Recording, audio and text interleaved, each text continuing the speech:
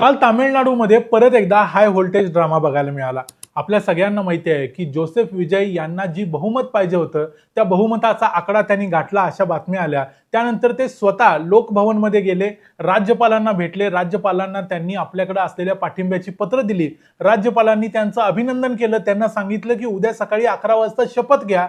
पण तुम्हाला सांगायची महत्त्वाची बातमी ही आहे की आज सकाळी 11 वाजता जोसेफ विजय यांचा शपथविधी होणार नाही।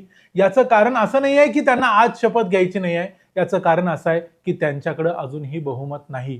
जो बहुमताचा 118चा आकडा आहे तो कसाबसा त्यांनी पार केलाय असं वाटत होतं, पण प्रत्यक्षामध्ये तो त्यांनी अजूनही पार केलेला नाही। आता सुद्धा जोसेफ विजय यांना अजून 2 आमदारांची आवश्यकता आहे, तरच ते मुख्यमंत्री होऊ शकतात। मग एवढ्या सगळ्या बातम्या आल्या, टीव्हीवरती बातम्या आल्या, न्यूजपेपरला देखील आज सगळ्या त्याच हेडलाईन आहेत की विजय सरकार स्थापन होणार, पण प्रत्यक्षात अजूनही याचा कोणताही मार्ग मोकळा झाला नाही। मग नेमकं काल रात्रीत असं काय घडलं तामिळनाडूमध्ये ज्यामुळे जोसेफ विजय यांना जी शपथ घ्यायची होती ती शपथ घेता येणार नाही? नेमकं तामिळनाडूमध्ये काय काय चाललंय, परिस्थिती काय आहे, ते सगळं समजून घेऊया आजच्या या व्हिडिओमध्ये। मी आहे रणजित यादव आणि तुम्ही पाहताय द मराठी बाणा। तामिळनाडूच्या सत्तेमध्ये आडकाठी आणतायत म्हणून तामिळनाडूचे राज्यपाल राजेंद्र आर्लेकर हे सर्वांचे लक्ष झाले। त्यांनी विजय यांना शपथ घेऊन दिली नाही किंवा किंवा वेगवेगळ्या पद्धतीने त्यांच्यावरती टीका झाली, पण प्रत्यक्षात त्यांनी काल शपथ घ्यायची मुभा दिलेली होती। पण त्या अगोदर काय घडलेलं होतं? त्या अगोदर विजय यांनी सत्ता स्थापनेचा दावा करण्यासाठी ते स्वतः लोकभवनमध्ये गेले। यावेळेला त्यांच्यासोबत ज्या ज्या पक्षांनी त्यांना पाठिंबा दिला होता त्यांच्या याद्या होत्या, त्यांच्या आमदारांच्या देखील याद्या होत्या।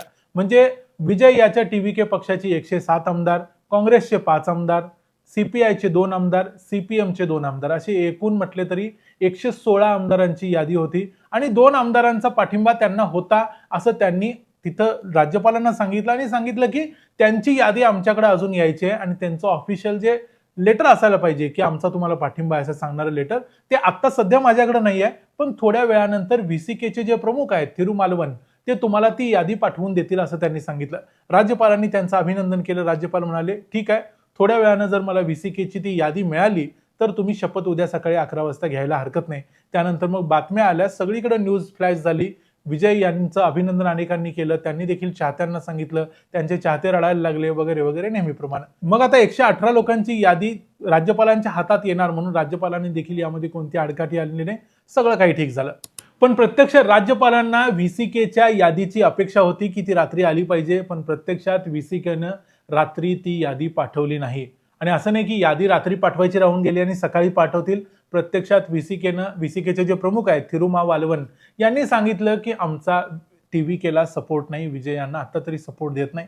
याच्या पडद्यामागे काय घडलं तर असं सांगितलं जाते की व्हीसीकेचे प्रमुख थिरुमावालवन यांची आणि एम.के. स्टॅलिन यांची काल रात्री भेट झाली। या भेटीमध्ये काय झालं माहिती नाही, पण व्हीसीकेचा जो स्टँड होता तो बदलला। त्यांनी सांगितलं की आम्ही आत्ताच काही सांगत नाही, आमचं पाठिंबा देणं थोडं लांबलेलं आहे, आम्ही उद्या काय असेल ते फायनल करतो। म्हणजे आज 9 मेला व्हीसीकेचे प्रमुख थिरुमावालवन हे डिक्लेअर करणार आहेत की खरोखर ते टीव्हीकेला पाठिंबा देणार आहेत की नाही देणार आहेत।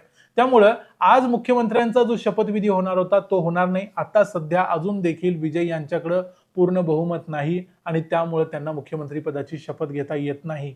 असं सांगितलं जातंय की टीव्हीकेचे विजय आणि थिरुमावालवन या दोघांची मध्ये एक मीटिंग होणार आहे आणि या मीटिंग नंतर मग ठरेल की खरोखर ते पाठिंबा देतील किंवा नाही देतील। पण एवढं सगळं असताना जरी आतापर्यंत टीव्हीकेचे थलपती विजय 3 वेळा लोकभवनमध्ये जाऊन आलेत, पण प्रत्यक्षात त्यांच्या हातात काहीही पडलेलं नाही। आता मग असं आहे की एवढेच पक्ष आहेत काय, हे सोडून काही पक्ष नाहीत काय, का व्हीसीकेलाच काय टिकला लावलाय? असं नाही आहे, तिथं आणखी काही पक्ष आहेत। IUML म्हणजे इंडियन युनियन मुस्लिम लीग नावाचा एक पक्ष आहे, त्यांच्याकडे 2 आमदार आहेत। याशिवाय AMMK नावाचा आणखी एक पक्ष आहे, त्यांच्याकडे 1 आमदार आहे। पण या दोघांनी देखील सांगितलंय आमचा पाठिंबा एम.के. स्टॅलिनला आहे, तुम्ही आम्हाला मंत्रिपद द्या, काही करा, आम्हाला फरक पडत नाही, आम्ही स्टॅलिन बरोबरच राहणार, आम्ही पाठिंबा देणार नाही। त्यामुळे विजय आता या 2 पक्षांच्याकडे जाऊ शकत नाही।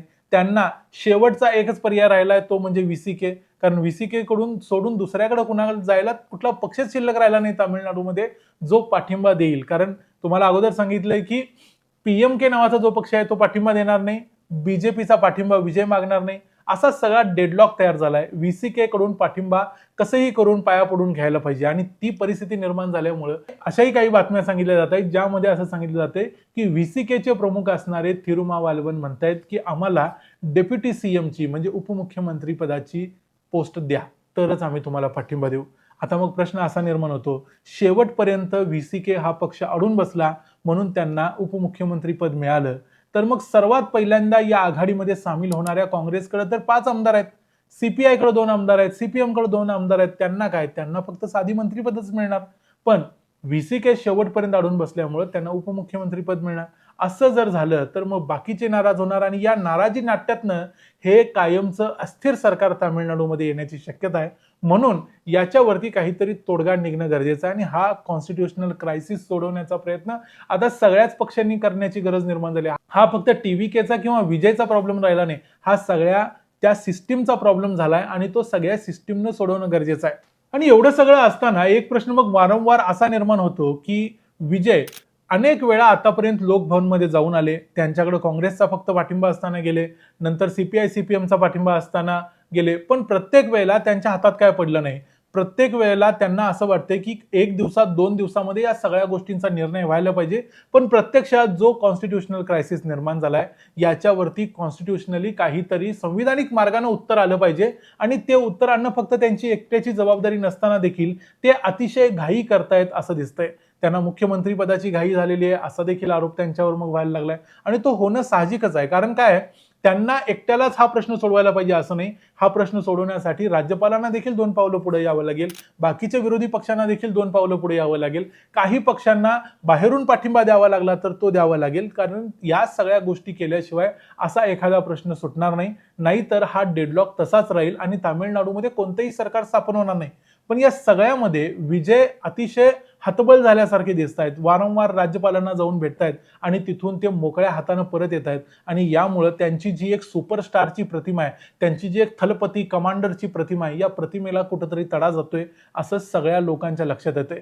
जी प्रतिमा पडद्यावरती उत्कट आणि उदात्त दिसत असते, प्रत्यक्षात मात्र एक हतबल नेता असं त्यांच्यामध्ये दिसतंय. आणि या सगळ्याच्या मागं भलेही स्टॅलिन असतील नसतील, स्टॅलिन यांनी अतिशय उदार भूमिका घेतलेलीच आहे, पण तरी देखील असं लक्षात येतंय की खरा सुपरस्टार तामिळनाडूच्या राजकारणात अजूनही के स्टॅलिनच आहेत, भलेही त्यांचा पराभव झाला असला तरी. त्यामुळे विजय यांचं काय होणार, त्यांची मुख्यमंत्री पदाच्या शपथेचं काय, हे अजून तरी कळलं नसलं तरी आज त्याचा कधीही दिवसभरात निकाल लागू शकतो. व्हीसीकेचा पाठिंबा अजूनही मिळू शकतो, ते मुख्यमंत्री होऊ शकतात, पण त्याची तारीख सांगता येत नाही. आता सध्या या व्हिडिओमध्ये इथंच थांबूया. हा व्हिडिओ तुम्हाला कसा वाटला ते आम्हाला कमेंट्समध्ये जरूर सांगा. व्हिडिओ आवडला असेल तर व्हिडिओला लाईक करा, चॅनलला सबस्क्राईब करा. पुन्हा भेटू पुढच्या व्हिडिओमध्ये. तोपर्यंत पाहत राहा द मराठी बाणा. जय हिंद, जय महाराष्ट्र.